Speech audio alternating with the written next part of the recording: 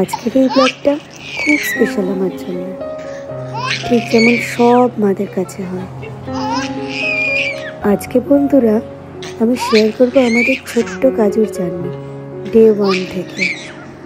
ওর স্পর্শ পেতেই শুরু হয়ে যায় ওকে দেখার অপেক্ষা আমাদের। দীর্ঘ অপেক্ষার পর ওর প্রথম কান্না শুনতেই আমাদের পাল্টে গেল জীবন, আমাদের সেই ছোট্ট সোনাটা। প্রথম ও সারাদিন ঘুমোতো, দুর্গাপুজোর মণ্ডপে ঢাক বাজছে তবু ওর ঘুম ভাঙে না। তারপর আস্তে আস্তে ঘুম একটু কমতেই শুরু হলো ওর হাত পা নাড়া, আর সাথে শুরু হলো সব কথায় রেসপন্স করা। ভাবটা এমন যেন সব বুঝতে পারছে, কতই না বুঝছে ও কথা।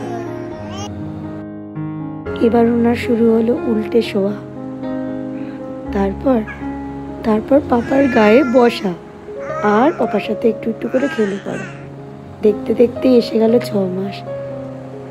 এই ছিল আমার কাজুর প্রথম জল খাওয়ার দিন।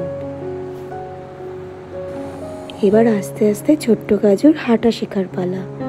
ছোট্ট ছোট্ট গুটি গুটি পায়ে হেঁটে চলছে, হাঁটি হাঁটি পাপা আমার সোনা হাঁটে তো। এইভাবে হাঁটতে হাঁটতেই শিখে গেল দৌড়নো। নিজে তো দৌড়োয়, আবার এখন সবাইকে দৌড়ও করে। এই দুষ্টু মিষ্টি কাজুর দুষ্টুমি দেখতে দেখতে কখন যে দিন শেষ হয়ে যায় আমাদের আমরা বুঝতেই পারি না। সবসময় দৌড়ে দৌড়ে খেলা, কখনো থামে না। এখানেই শেষ নয়, তবে ও নিজেকে আয়নায় দেখতে খুব পছন্দ করে। সারাদিন আয়নার সামনে বিভিন্ন রকমের মুখ করে দাঁড়িয়ে দাঁড়িয়ে দেখে নিজেকে কেমন লাগছে। এটাই ওর খেলা, এই খেলা নিয়েও সারাদিনও কাটিয়ে দিতে পারে।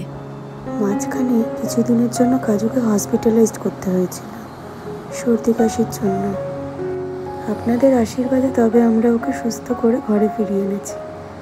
তবে ঘরে ফিরতে না ফিরতেই ওর দুষ্টুমি আবার শুরু। এই দুষ্টুমিটাই আমাদের ভালো লাগে।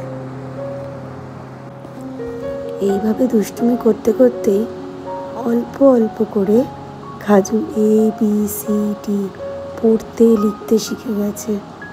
হ্যাঁ, ওকে নিয়ে আমরা সত্যিই খুব গর্বিত মা বাবা হিসেবে। এইভাবেই চলছে কাজুর অল্প অল্প করে বড় হয়ে ওঠা। আর বড় হয়ে ওঠার সাথে সাথে আমরা আপনাদের সাথে এই ভিডিও আরও শেয়ার করতে থাকবো। আশা করি আপনাদের এই কাজুর গল্প ভালো লাগলো। আজকের জন্য তাহলে এটুকুই থাক, বাই বাই।